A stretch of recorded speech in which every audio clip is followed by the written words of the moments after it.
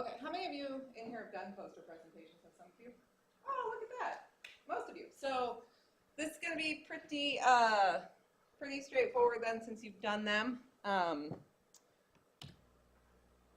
Okay, so for those of you that have done them, or even if you've gone to poster presentations, what for you makes it effective? Like, what makes you want to go see a poster presentation or go over and talk to a person about their poster?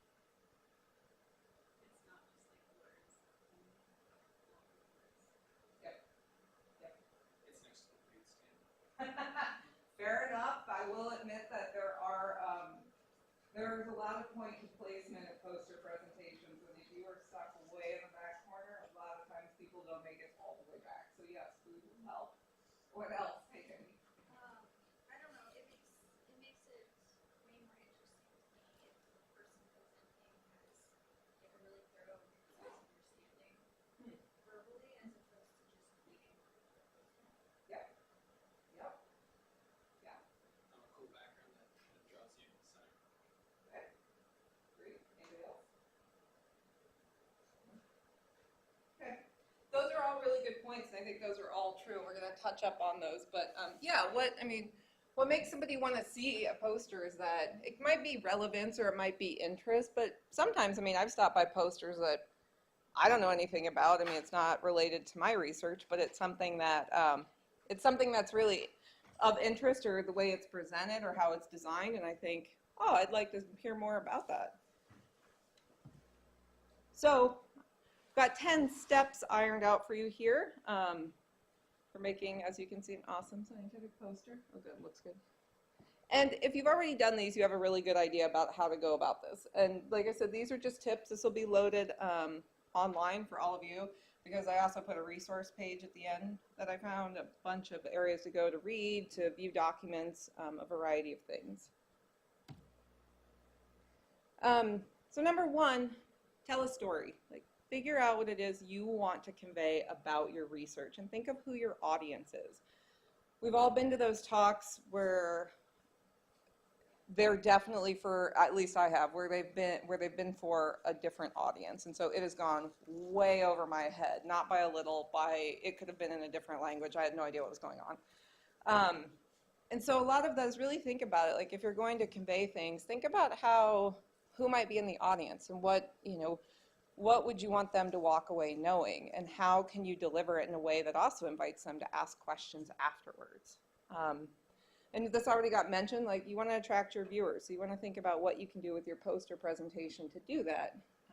Organizing information, you really want to be clear about where you put it and how, because you'll see at the end, but I just pulled up a poster that I cropped the title because I didn't want to incriminate people, but about just one that's very clustered, and I think it's a little bit hard to follow, and if that's the case, it's probably not going to attract anyone to it.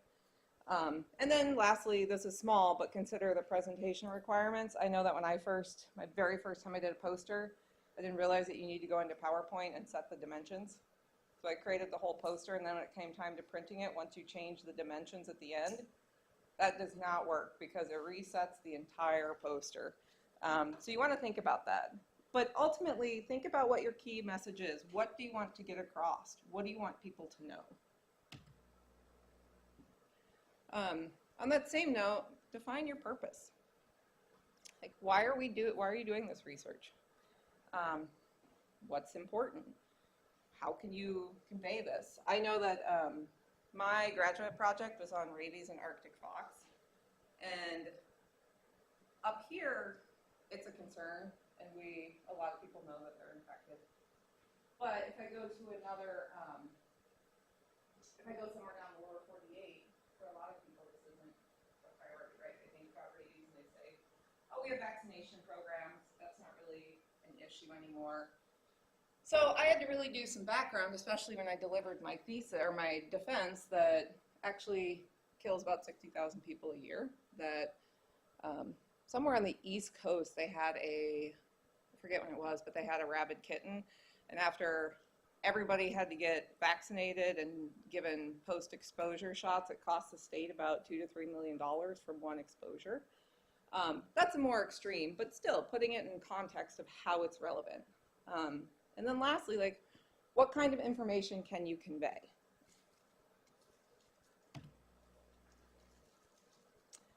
make sure the context is there. I just touched upon this, but what is the scientific relevance? Like, why are you talking about this?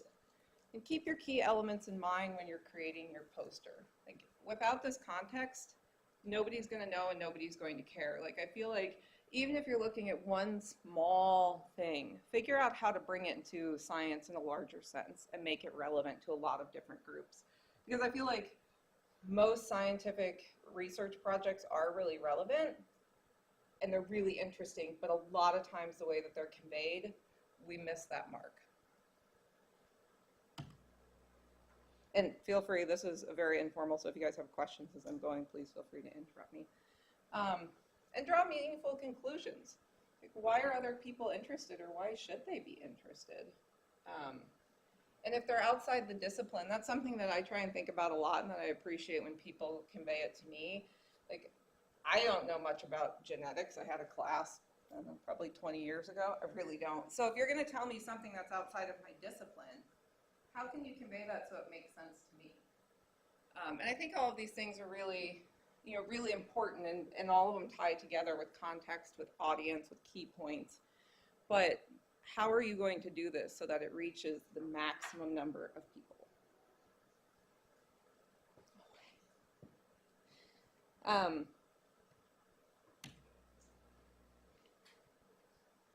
Okay, titles. You want to draw people in right off the bat, right?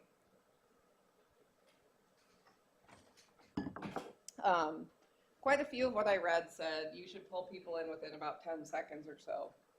I have to tell you, a lot of times I've been at poster presentations, if they have this mega title that I don't understand most of the words in it, chances are I'm not going to stop.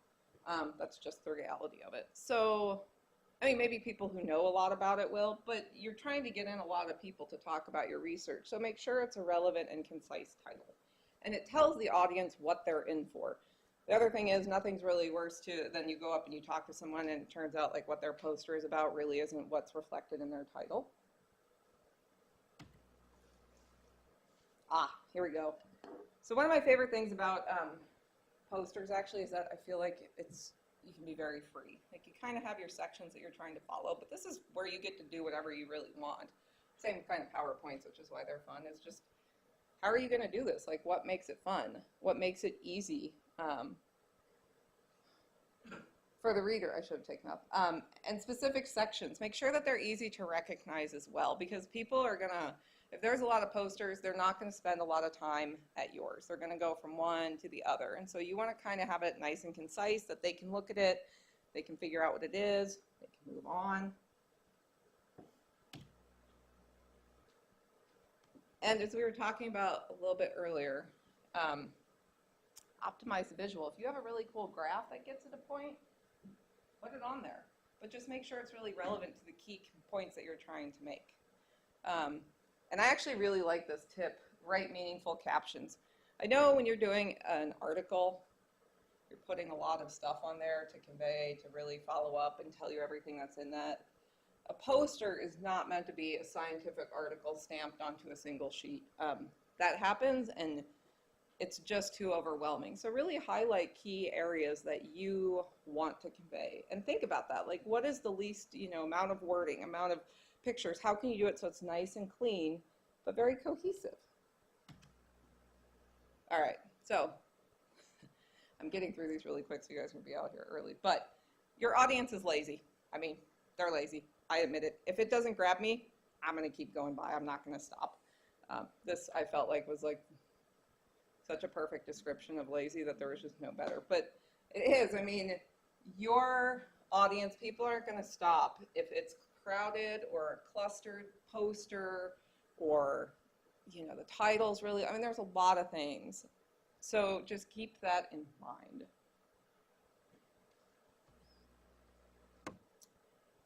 Prepare and practice. So this is pretty funny, but so next week when I talk about oral presentations, I was looking at this list, and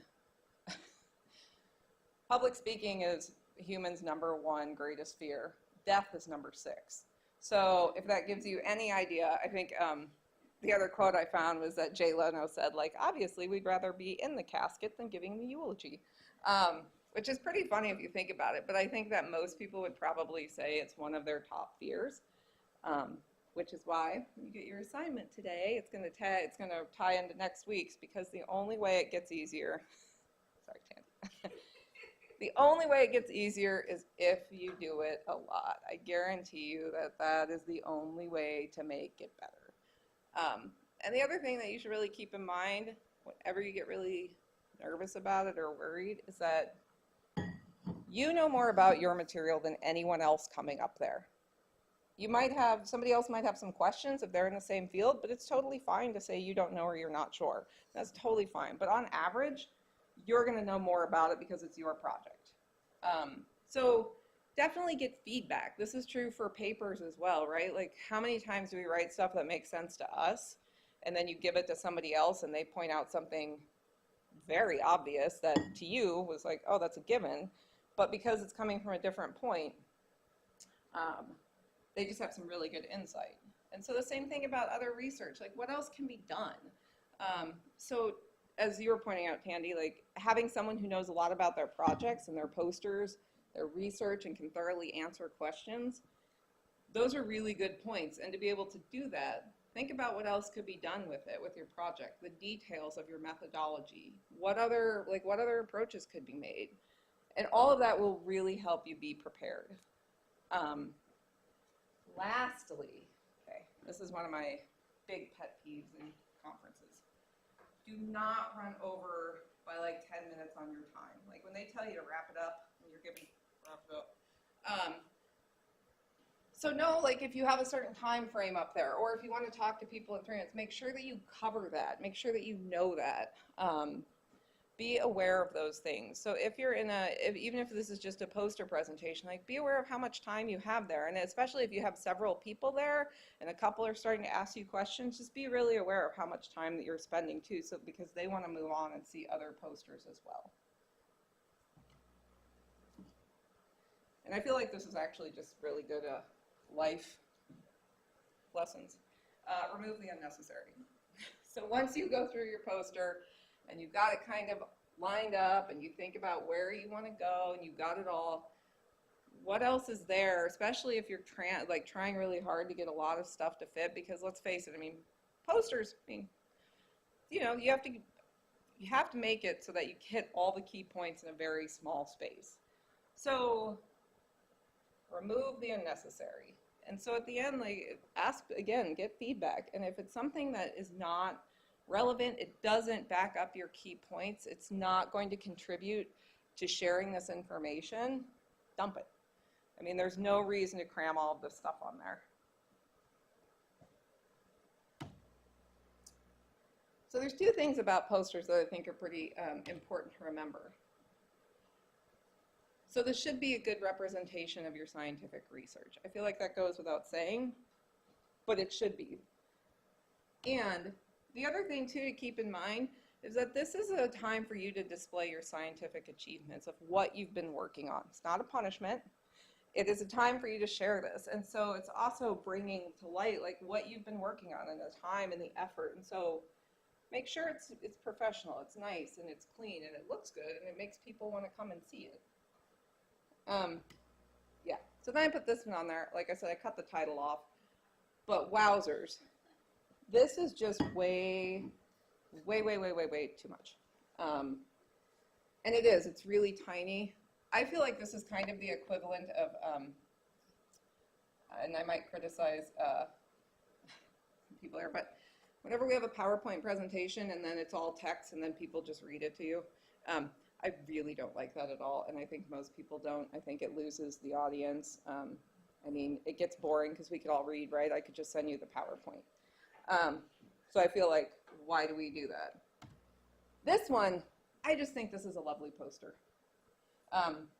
Again, you have options for how you want to do it. People might differ on what.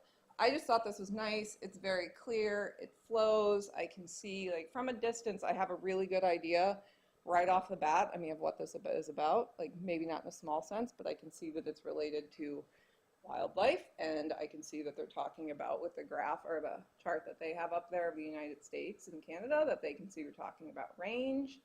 And so I don't work with birds, but I think it's pretty cool, and so it would probably draw me in, and you can see that the title is nice and succinct. Yeah, so things to keep in mind, and if you search for research posters, images on Google, you can find all sorts of ideas. This I just included. This will be on the file.